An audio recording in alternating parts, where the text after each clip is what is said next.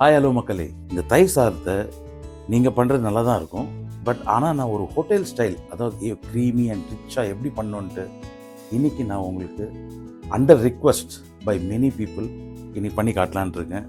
வாங்க, அதுக்கு தேவையான இன்க்ரீடியன்ஸ் என்னென்னு பார்க்கலாம். சோனா மசூரி ரைஸ் ஒரு மணி நேரம் ஊற வச்சுட்டு, ஒரு கப்பு ரைஸுக்கு 3/4 கப்பு தண்ணி 3/4 கப்பு பால் போட போகிறேன். அதுக்கப்புறம் அது கொதிச்சுட்டு ரூம் டெம்பரேச்சர் வந்த அப்புறம் கொஞ்சோண்டு தயிர் போட்டு இதுலேயே ஊற வச்சிடறோம். தயிர் சாதத்துக்கு சோனா மசூரி ரைஸ் யூஸ் பண்ணுறேன். 500 ml தண்ணி 500 ml பால் போட்டு அதே பாயில் பண்ணிட்டு அதில் கொஞ்சோண்டு தயிரை போட்டு போட்டு ஒரு நாள் முன்னாடி வச்சுருந்தேன். அந்த ரைஸ் இப்போது இது மாதிரி இருக்குது.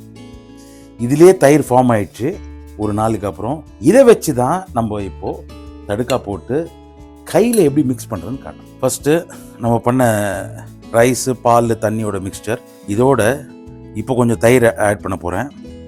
அதுக்கப்புறம் தயிரோட கொஞ்சம் சர்க்கரை, கார்னிஷுக்கு கொஞ்சம் பாமோகிரானேட், கொஞ்சம் கிரேட்டட் கேரட், திராட்சை, அப்புறம் கொஞ்சம் உப்பு, கொஞ்சம் ஹிங்கு.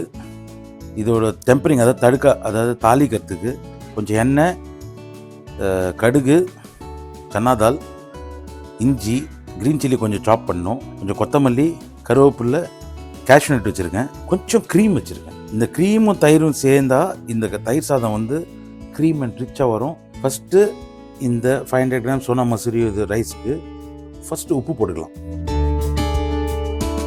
கொஞ்சம் சர்க்கரை, ஒரு 100 ml க்ரீம் போட போகிறோம். தயிர் ஒரு 100. இப்போ இதை மிக்ஸ் பண்ணிட்டு நல்ல பிசைங்க. இந்த ரைஸும் இதுவும் நல்லா பிசைஞ்சு, கடுகு, கொஞ்சம் சன்னாதால், கொஞ்சோண்டு ஹிங்குவும், கேஷ்யூநட், க்ரீன் சில்லி, கொஞ்சம் இஞ்சி, கடைசி இன்க்ரீடியண்ட்டு கருவேப்பிலை கூட்டிடுங்க.